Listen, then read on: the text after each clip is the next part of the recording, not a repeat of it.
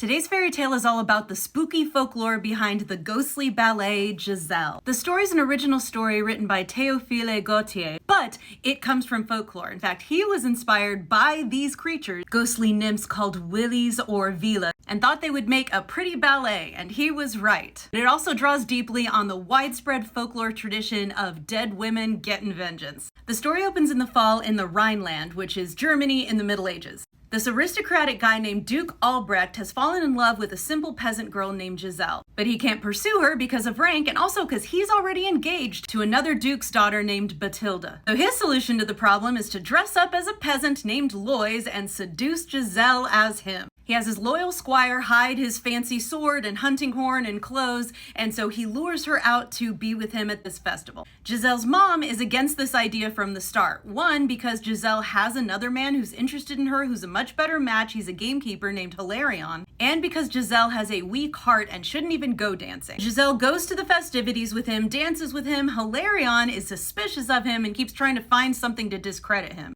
Then a party of noble people, including Duke Albrecht the liar's fiancé, show up at the village, and so Albrecht runs away to hide because they're gonna recognize him. Giselle dances for Bathilda, they totally get along, not knowing they are in love with the same man, and Bathilda even gives her a necklace. The noblemen leave, and Albrecht comes back to have another dance with Giselle, who gets named the Harvest Queen. But then Hilarion runs in, having found all his fancy hunting clothes and his hunting horn, uses the hunting horn to call the nobles back and tells everyone, his fiancée Giselle, everyone who he really is. Giselle is heartbroken, flies into despair. In the original version, she grabs Albrecht's sword and stabs herself to death. But in recent years, people have sanitized this and not wanted to include that part. So they have her die by dancing erratically until her heart gives out and she dies in Albrecht's arms. Hilarion and Albrecht turn on each other like with rage, and then they fly off, and the curtain closes on Act 1 as her mother weeps over her dead body. Act 2 starts at Giselle's grave, which is in the middle of the forest, which makes a lot of sense if you go with the whole stabbing herself death,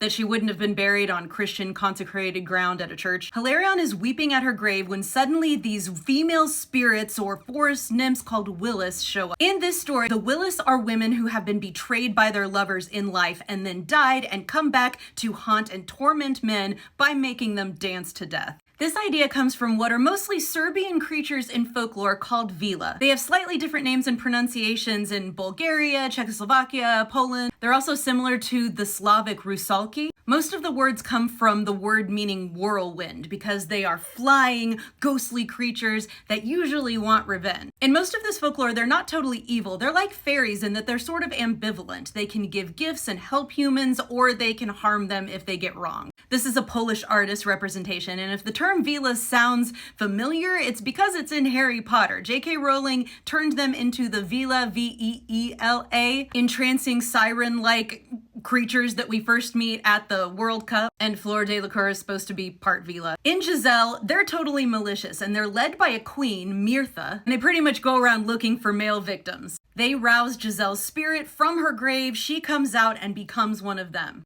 All of this scares Hilarion away, but then Duke Albrecht shows up with flowers for the grave, also weeping and feeling really bad about how this was really all his fault. He sees Giselle's spirit and begs for her forgiveness. Now, unlike her vengeful sisters, she still loves him and does grant him forgiveness. But then she goes off with the rest of the Willies and he follows her. In the meantime, the rest of the Willies have found Hilarion and they have made him dance to death. Giselle comes in, Albrecht is following her, and once all of the other girls see him, they're like, yeah, we're gonna kill you too. He begs for his life, Giselle begs for his life, but Mirtha's not hearing it. He's gonna be forced to dance till sunrise when he dies. However, the power of Giselle's love for him spares his life. He manages to stay alive till sunrise when all of the Willies disappear into their graves, and Giselle has now broken through their chains as well and no longer has to be with them and haunting the forest. She can be at peace. And she does that after saying a final farewell to Albrecht. She goes back to her grave to rest in peace. Now, the creators were absolutely right when they thought, hey, these female spirits would make a really gorgeous ballet, because,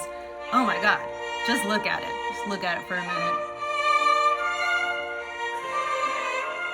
And that is the ghostly story of Giselle. As always, check out my book Dust Spells, which is also about vengeful ghosts and sisters and romance. A reimagining of the 12 Dancing Princesses in a young adult romance / historical fantasy. And as always, check out my podcast. All the links are in the bio.